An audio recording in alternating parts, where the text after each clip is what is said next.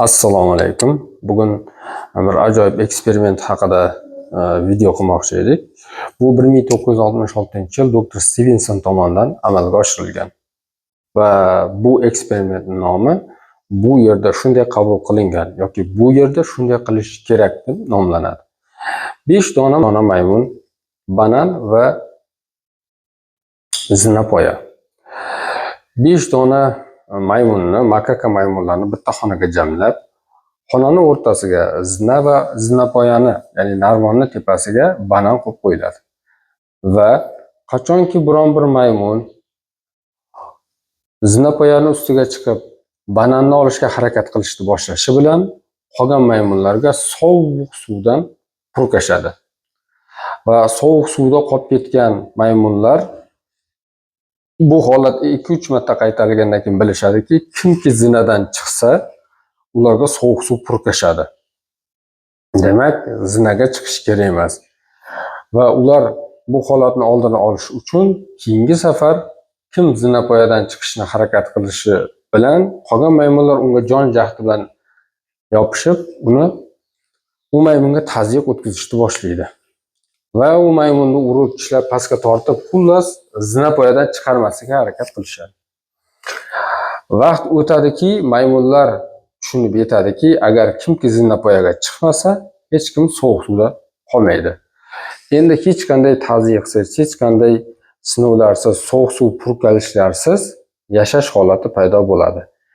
Va bu narsani kaliti zinapoyaga chiqmaslik.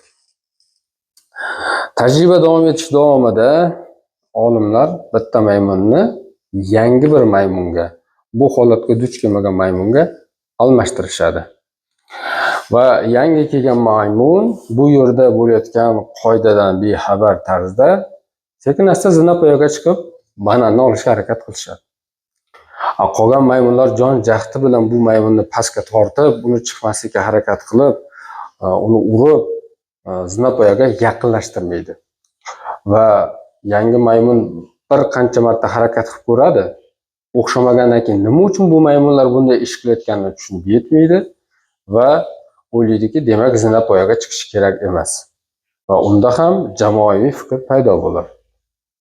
Va zinapoyaga chiqmasa, hamma yoq tinch. Lekin zinapoyaga chiqsa nima bo'ladi? Bu narsadan ham yangi maymun bexabar. Olimlar eksperimentni davom ettirish asnosida birin-ketin ikkinchi, kunlar o'tgan sari 3-chi, 4-chi maymunlarni ham birin-ketin almashtirishadi. Va har yangi kelgan maymun zinapoya orqali bananni olaman deb harakat qilganda, yangi maymunlar, asosan yangi qo'shilgan bu tajribadan bexabar maymunlar juda ham qattiqroq tazyiq o'tkazishni boshlaydi u maymunga. Va u maymun ham bir qancha urinishlardan keyin tushunib yetadiki, zinapoyaga chiqish mumkin emas. Va vaqt o'tib maymunlar tarkibi to'liq yangilanadi. Hech qanday sovuq suv purkalish, hech qanday jazolardan bexabar maymunlar to'plami yangilanadi-yu, lekin o'sha qoida zinapoyaga chiqqanda po'stakini qoqib qo'yish qoidasi saqlanib qoladi.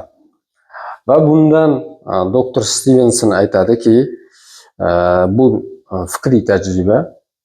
Bu tajribadan aytadiki, agar men maymunlardan so'raganimda edi, nima uchun sizlar zinaga chiqib, zinapoya narvonga chiqib bananni olmayapsizlar deb so'raganimda, ular katta ehtimol bilan aytishardi, bilmaymiz, we don't know.